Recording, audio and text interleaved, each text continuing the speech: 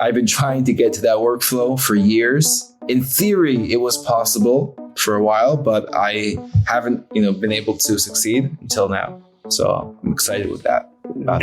Again, I love when I hear these things and I get little goosebumps because it's just like, it's like, Tomer, so great to have you on the Imagine AI podcast. Thank you for coming on. Yeah, thanks for having me, Chris. Here at Imagine AI, our goal is to talk with the world's leading AI startups, builders, and creators. And you are certainly one of them with Lychee, who is leading the way in AI-generated video clips. Could you explain a little bit about what the ratio is of how much is done with AI and how much is done with the tender loving care of good old humans? Yeah, so, creating video clips is something where it's an art and science. And the part which is more of a science is easier to automate with AI. But then, there's always this magic, which requires a human touch, to really make it polished. So our ratio that we're aiming for is 80-20, having 80% automated with AI and 20% supervised or touched up by humans. And that, I think, is the ideal ratio in terms of unit economics and scalability, but still not sacrificing that quality that we need to be relevant in this game. So for you as a business, what's the advantage of using AI? So, Lychee can be viewed in a few different lenses. One lens is, the AI tooling lens, where, different software services to help customers. But on the other hand, and the second lens is where I see Lychee more competing with, is the traditional agency.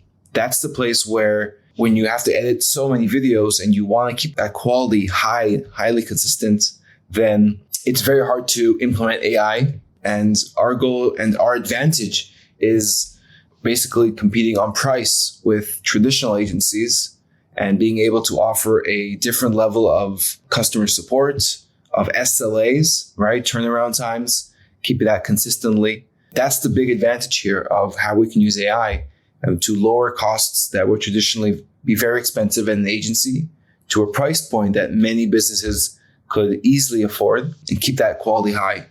Great. So you're a media agency that heavily uses AI to deliver the product in a timely, cost-effective fashion. But so you mentioned price there. Can you go into your pricing and compare it? Like, what's the industry standard? I mean, I've talked with lots of different agencies these days and lots of potential clients and trying to figure out, pricing and, where's the market at and what do you offer?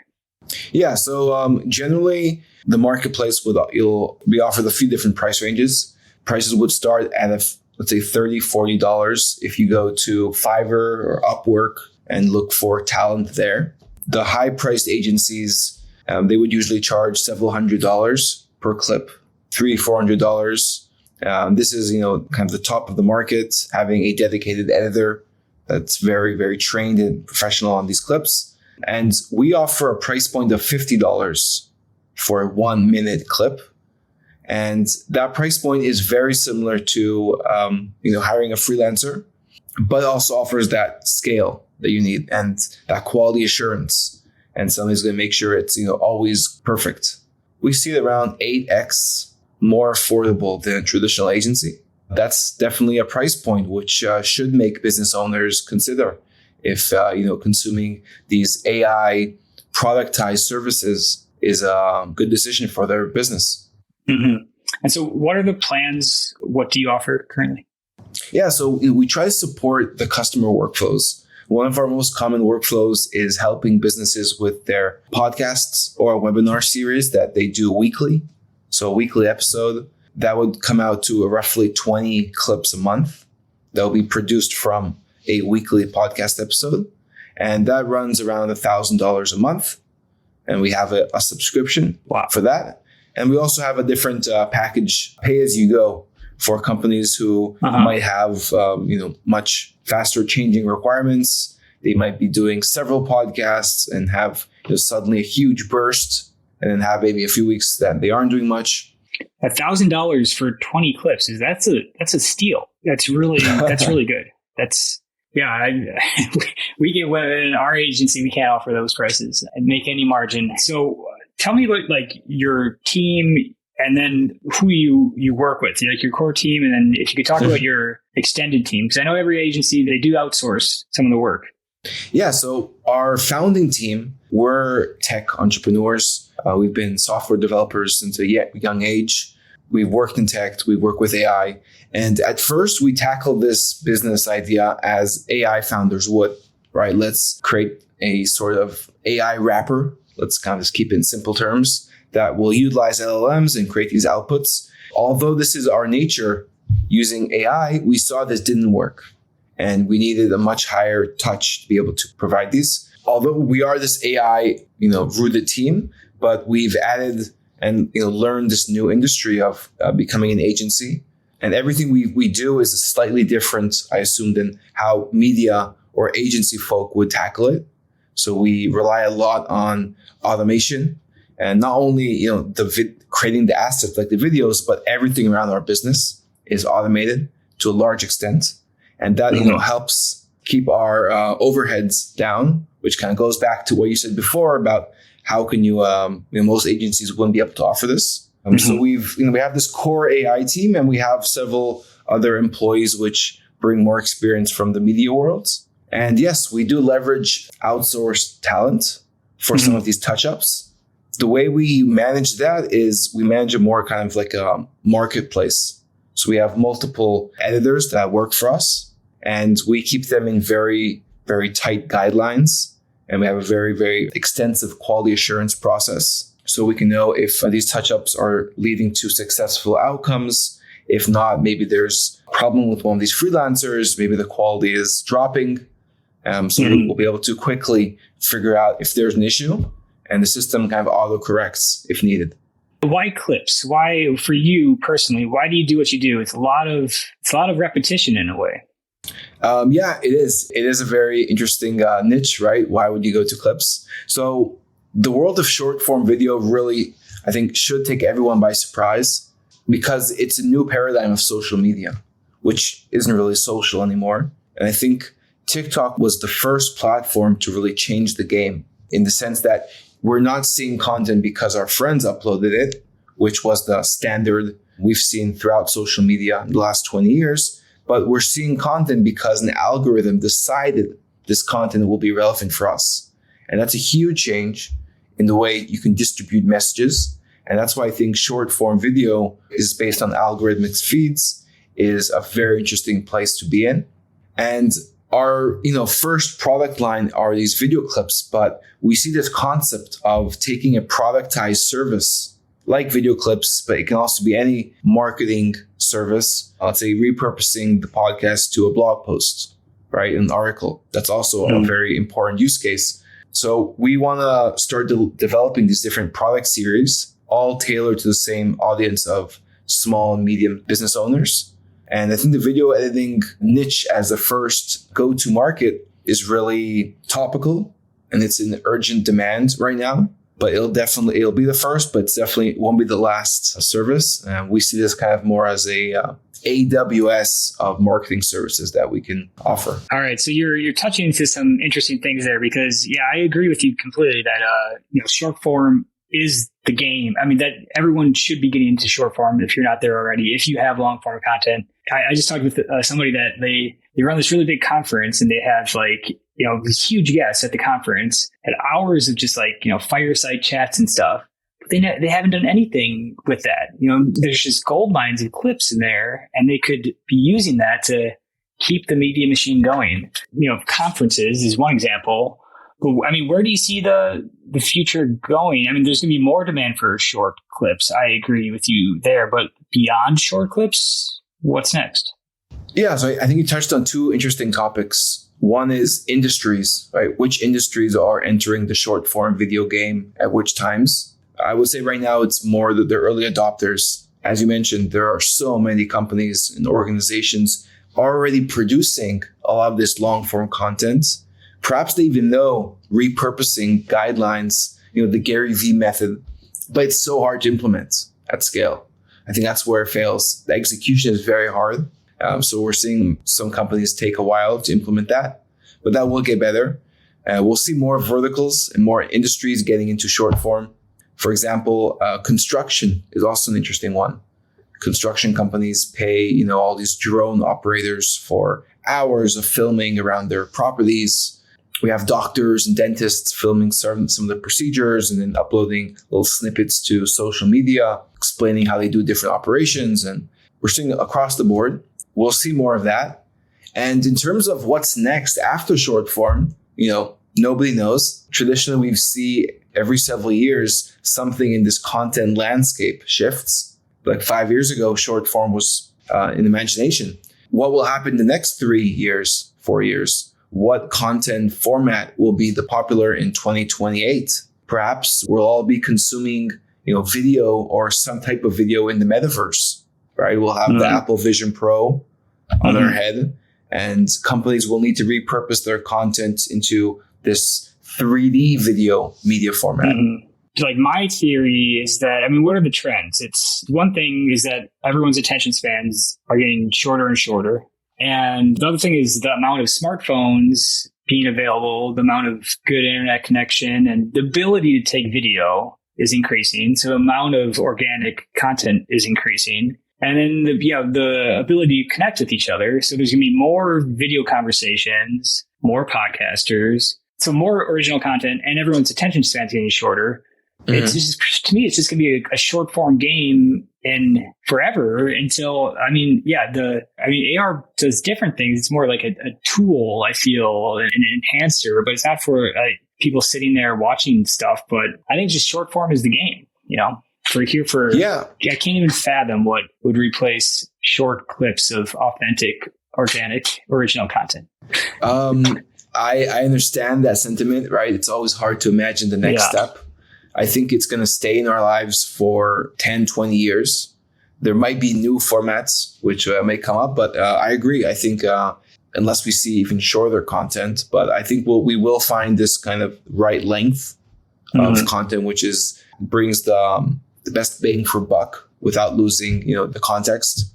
Because I think, Vine content, the 7-second was perhaps too short. Right, it's very hard to convey anything meaningful in 7 seconds. Maybe 60 seconds or 120 is the right format. And I think we're going to see different platforms introduce this. Waiting for LinkedIn to add short form native. I think that will change. It will be very interesting to see how the B2B world implements this video. How will our LinkedIn video feeds look like? Will it be like Salesforce, funny skits? Or will it be training sessions? Who knows? But I think human attention is definitely going to continue going down. I don't see why there's a specific point where it stops. But so it will be interesting to see how this all plays out. Okay, so I want to touch on the agency. What do you use as your best success story for a client or a customer? Figures, number-wise, or maybe the best videos you've made? What do you like to look back at? Yeah, so we have some nice success stories. One which comes to mind is relevant. Just this week, I was talking to them. We're helping the folks at Morning Brew with one of their news shows. They launched a show called Bossy several weeks ago, and this show really took off.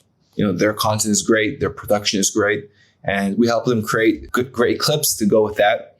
And even though only like 30 clips were published, we already had one over 1 million. I think even over 2 million by now. So that was a good success. We had over 5 clips that were above 100K. That's kind of how the milestones we look at. Is that on their Morning Brew account? It's under a new channel called Bossy. Okay, so cool. So it's not a new channel too. Yeah, it's great. Yeah. They see it kind of converging slightly from their specific target audience. So that's been great to see.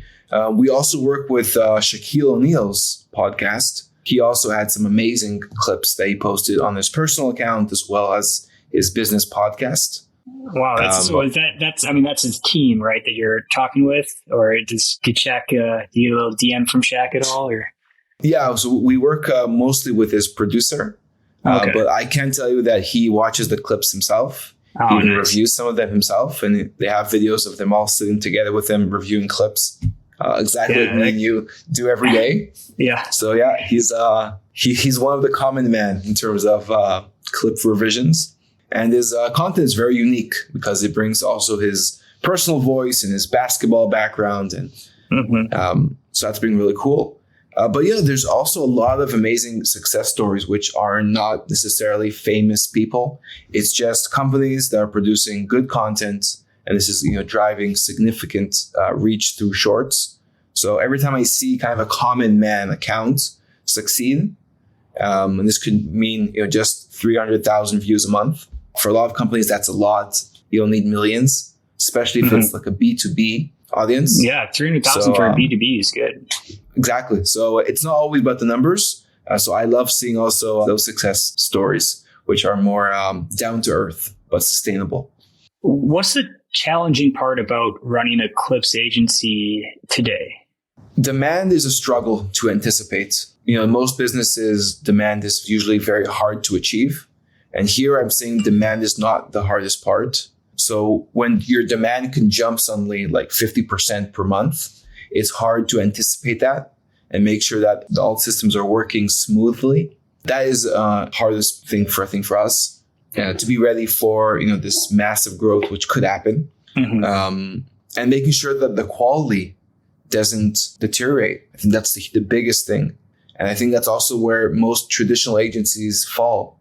They're able to do a great job with 10, 20, 30 podcasts or clients, and when they start hiring more employees, outsourcing more, then some things start to break, and then their new clients suddenly aren't so satisfied, so they start dropping, and then this agency kind of gets stuck in this, let's say, $50K a month area. And we're putting a lot of emphasis on making sure that the quality never drops. But yeah, I think it's anticipating the demands of the clients and like whether they're going to want a lot of more clips or a lot less clips. It's just, because we have this human element, anticipating demands does require some level of human scaling, which, originally we were planning on supporting 20-30% growth a month, meaning as long as we're growing less than 30% a month, we'll be fine. But some months we've seen 50% growth. That's basically leaves two options. Either we can accept this demand and that, our turnaround time will drop, or we can kind of close the demand and limit it, throttle it to 30%, and then customers will be slightly agitated because they want more. So it's definitely good problems to have, but that's the most challenging part. All right. So I want to talk about competition because I'm very happy to have you on the podcast. And part of what I'm trying to do is I'm trying to upscale the production level. I'm trying to get out a lot more clips, starting off small here, and I know that AI is going to keep developing, improving. I'm going to try to use AI to make clips, but I know, like you're saying, that it's not as easy as just saying that. There's always a human, and I've personally tried lots of these different like AI agencies, and they say it's all AI done, and it's not there. It's not worth the time even trying to upload the videos and figure it all out. But I don't know if it's going to be like that always. It should get better. And I want to talk to more clipped agencies and the founders and hear their story and what they're about. But what do you make of the competition in this AI clip space? So I think that's a great question. The commoditization of these tech AI tools. So basically what you're saying, I think there's a lot of truth to it, is all of these AI tools, they're half baked at the moment, right? They can get you to 60%, but we want 100%. But eventually, will they reach 100%? Technology will get better. They'll have more training data. There's a lot of evidence to show that things will get better. So I think things will definitely get better. The benchmark of what these tools will be able to deliver will go up. The quality will go up.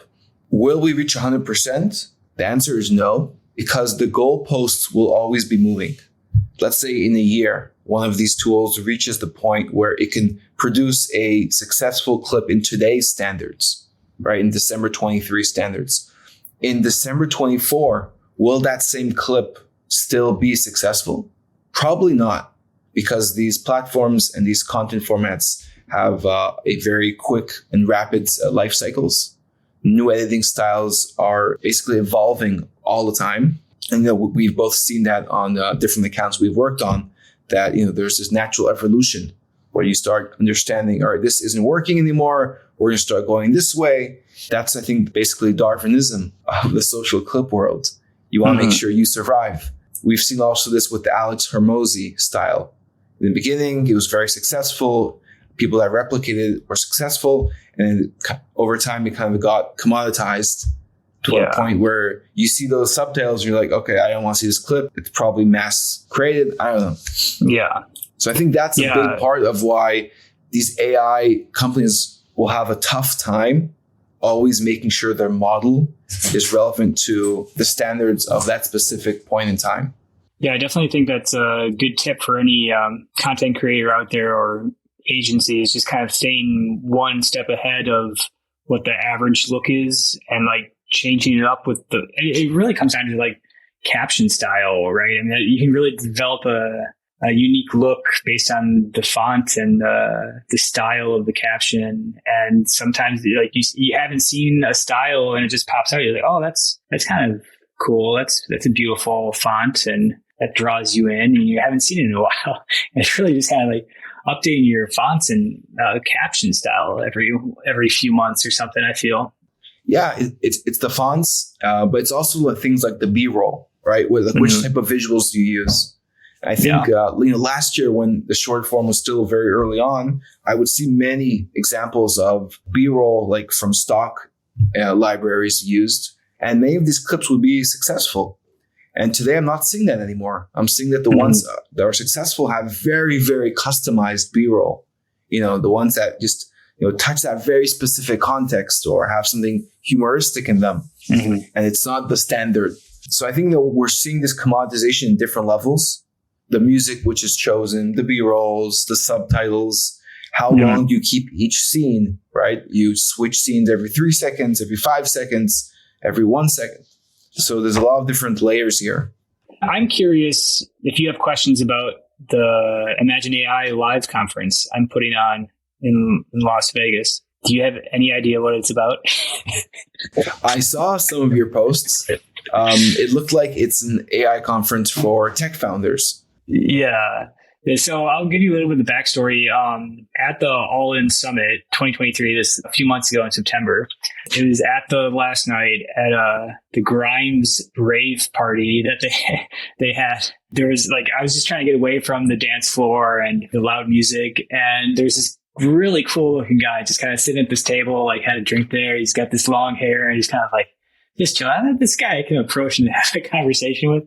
And that was Steve Metcalf. And he started talking to me about, we introduced each other. I said that I run the All In Talk clip account. And he was like, oh, that's really cool. Yeah. I'm putting on this AI conference in a few months, and it's going to be, I'm trying to get all the top AI creators and everybody, the top builders in the space, all in one place. And I got this really cool, the new Fontainebleau Hotel in Las Vegas. I got a reservation there. It's going to be the first big conference that they put on. And I was like, wow, that sounds really cool.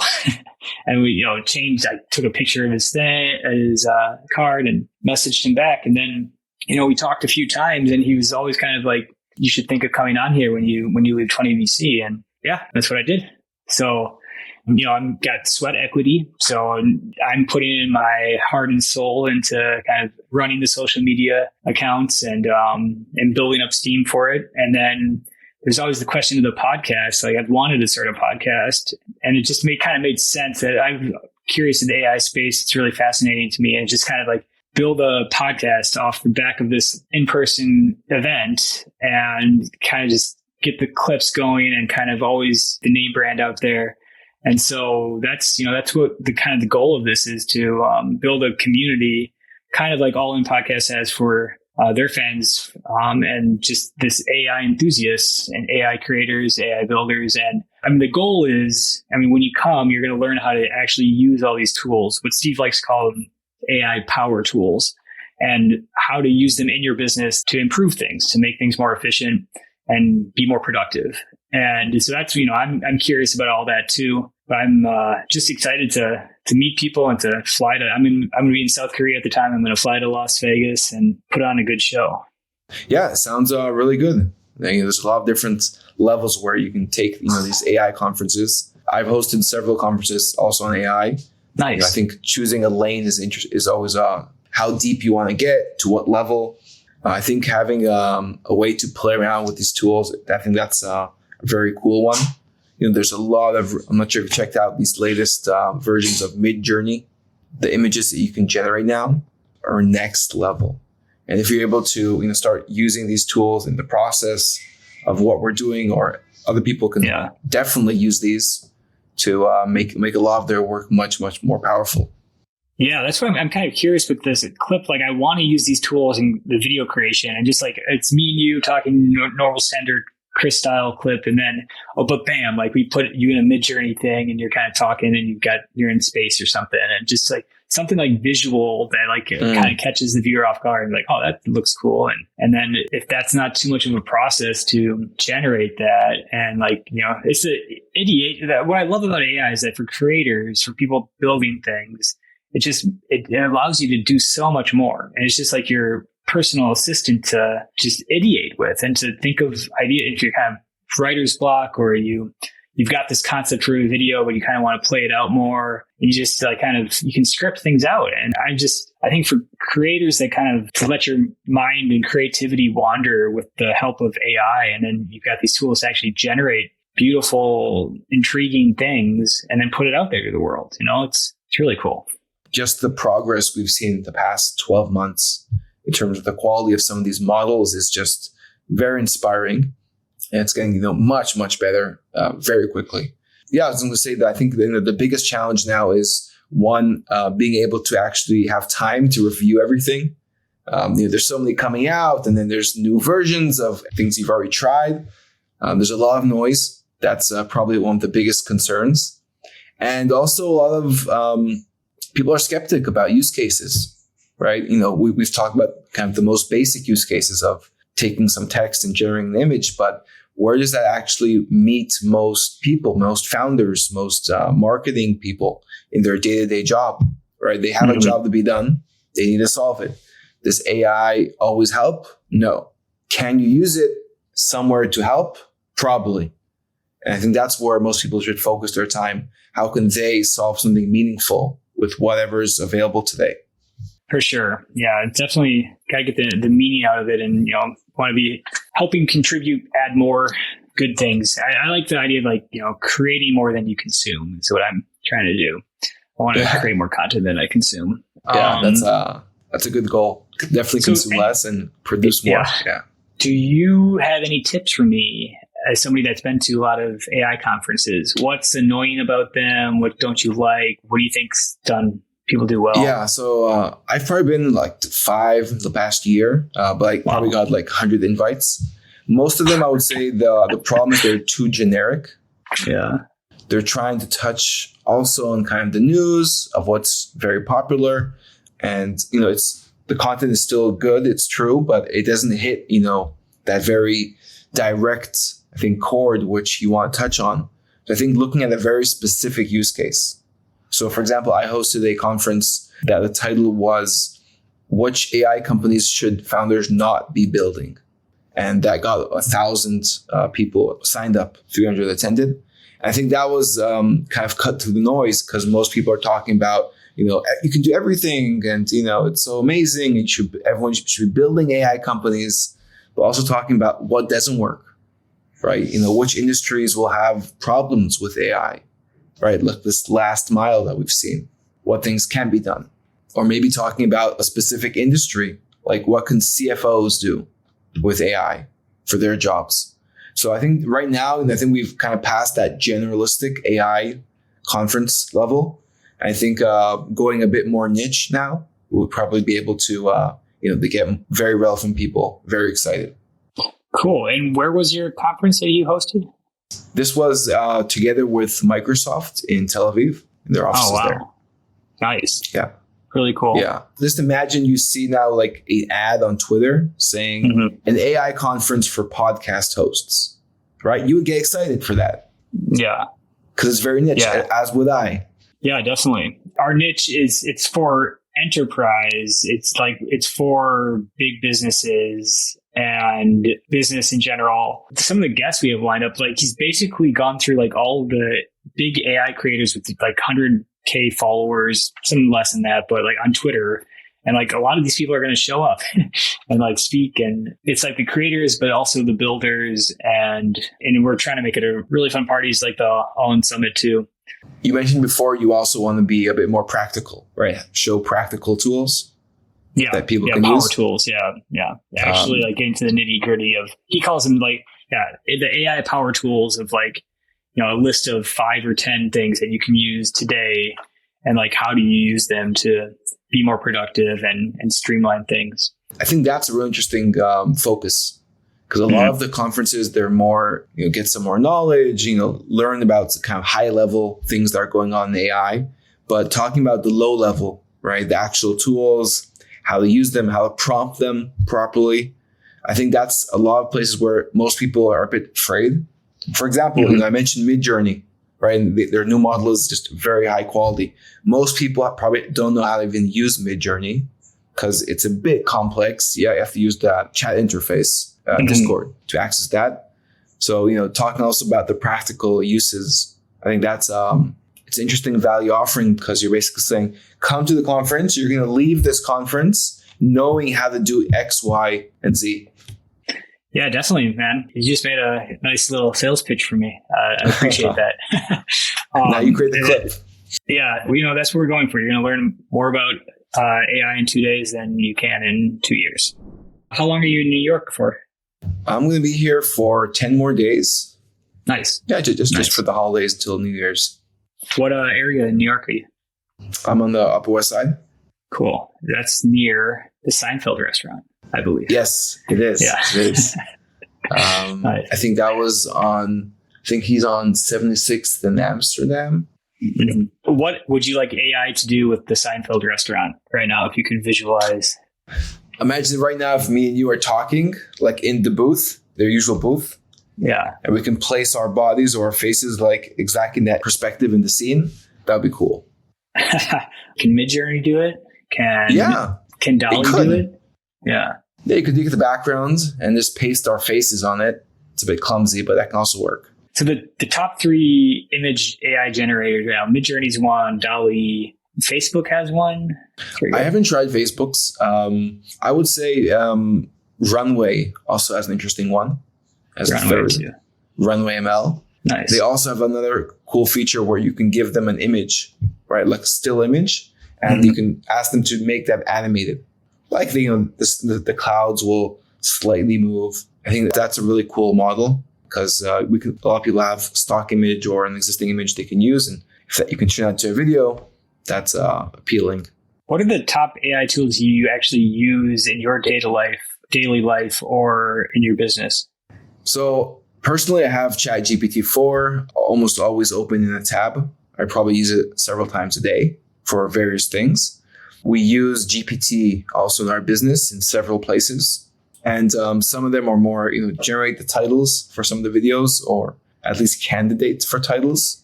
But we also use it for example, for prospecting. We have a workflow that looks for companies that could be a good fit to work with. And to understand if this is the right company, we use GPT-4 to classify a company either with a yes or a no. So that's kind of a use case we used. I also use, this is actually something pretty new, only last month they started, a tool called Magical, which joins my Zoom conversations, which a lot of tools do. It records a session, transcribes it, and adds it into our internal Notion. And then so it's linked automatically to the summary of the call is linked to all of our customers or investors. So I just finish a call and everything is already documented and indexed. I've been trying to get to that workflow for years. In theory, it was possible for a while, but I haven't, been able to succeed until now. So I'm excited with that. Again, I love when I hear these things and I get little goosebumps, because it's just like, it's like, how much time does that save you? Because otherwise, you'd be going off of a investor call or, a call with a client, and you'd spend like 20, 30 minutes, trying to remember everything and type it up in a document and share it with the team. It's even more than that, Chris. I probably wouldn't even do that in most situations. I would just write down very superficial notes and I would lose a lot of the context. Yeah, it would definitely, to properly summarize and tag and, add everything properly, it would take probably like 20 minutes for each call I have. So that could be, let's say 4 calls a day, which is, isn't even like a huge number. And, just to give an example, just this morning, my partner, he had to go on to a sales call instead of me because I couldn't be there. And after the call, he wanted to talk to me, and I already got a push notification of the summary of the call because my account was associated with it. And I saw everything inside our CRM. And even before he can call me, I already knew exactly how the call went. So wow, that was really cool. It just saves a lot of time on a call then too. You don't have to relay that information, and it's going to be scattered and broken information that gets relayed. Yeah. If at all, it would be there. Yeah. It probably usually wouldn't even be there. And this company, how did it come across your radar? Do you know anything about the company? Yeah, the CEO and co-founder is a friend. It doesn't automatically mean I use all my friends' services, but they recently pivoted and they added these features, and I was like $20 a month. That's it. This is a steal. Of course, I'm going to do this. But yeah, it also needs to support some interesting nuances. For example, many people have conversations in sometimes different languages. So it also supports multiple language, which was an important feature. Because I probably do like say a third of my calls not in English. Like Hebrew? And it needs to support, in Hebrew.